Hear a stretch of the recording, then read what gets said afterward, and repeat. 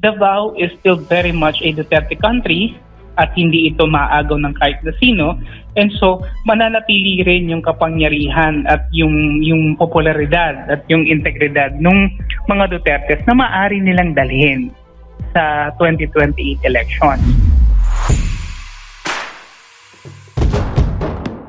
Prof, anong pansin po ninyo na sa Davao, nandun nag-focus sa mga Duterte, pero alam mo, marami kasing parang nasasayangan sa pagkakataon na sana may Duterte na tumakbo sa pagkasenador sa 2025, considering na mataas sa survey si former President Digong at ang kanyang anak na si Mayor Baste. Anong masasabi mo doon? Well, sa akin, dito nga, nasabi ko na rin sa ibang interviews, President Duterte really needs to guard Davao, no?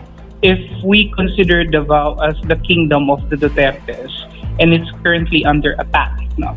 So the only, I think, best person to defend that kingdom is none other than the king himself or the patriarch of the Duterte family, because they really need to maintain Davao, because Davao is the bastion of strength of the Dutertes.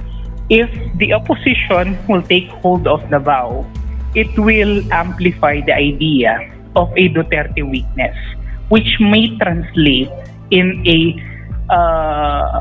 perception on a national level that the Dutertes are already a weak force in Philippine politics na ayaw nilang mangyari, because the 2025 elections will always have a bearing to the 2028 elections.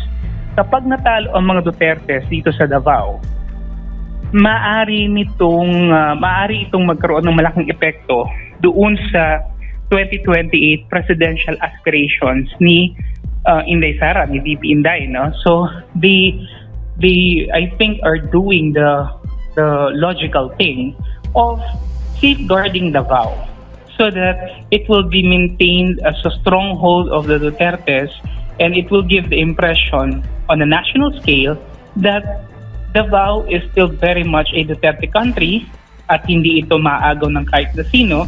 And so, mananatili rin yung kapangyarihan at yung popularidad at yung integridad ng mga Dutertes na maaari nilang dalhin sa 2028 elections, no? Although on the flip side, medyo nakapanghinayang, no, na hindi siya humabol sa Senado. I think the brilliance of President Duterte could really be of big use in legislation, especially now na medyo kailangan natin ng mas maayos na batas, no? Pero I think mas wise na move na pangalagaan talaga nila yung Davao. Prof, gano'n po ka-crucial ang 2025 midterm elections para po sa 2028 political cycle sa Pilipinas at para magkaroon ng matinding o malakas na oposisyon sa Senado para sa mga issue na may kaugnayan po sa charter change at iba pa pong mga nakikitang plano, no, ng administrasyon na naunang sinabi ni former President Duterte at ngayon sinabi rin ni Vice President Sara Duterte na ang misyon ay manatili ang mga nakaupo sa kapangyarihan ng matagal. Yeah. Well, basically, yung sabi ko nga, testament vote ang midterm elections. Dito natin makikita kung mayroon ba talagang kakayahan ang liderato o ang kasalukuyang administration to give a perception or impression to the public that they are still formidable and that the president is still popular and that the president is perceived to be a working president, no?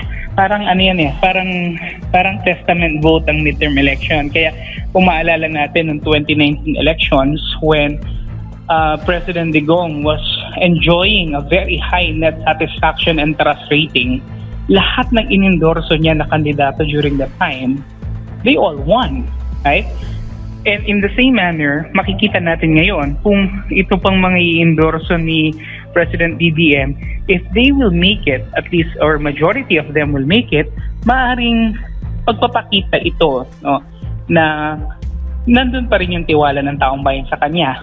Or, on the flip side, pwede rin naman na pagpapakita ito na talagang nandun yung kakayahan nitong mga senador na to individually, no, to launch a massive and convincing national campaign because they have the resources, they have the name, they have the popularity, and they have the machinery in their own accord.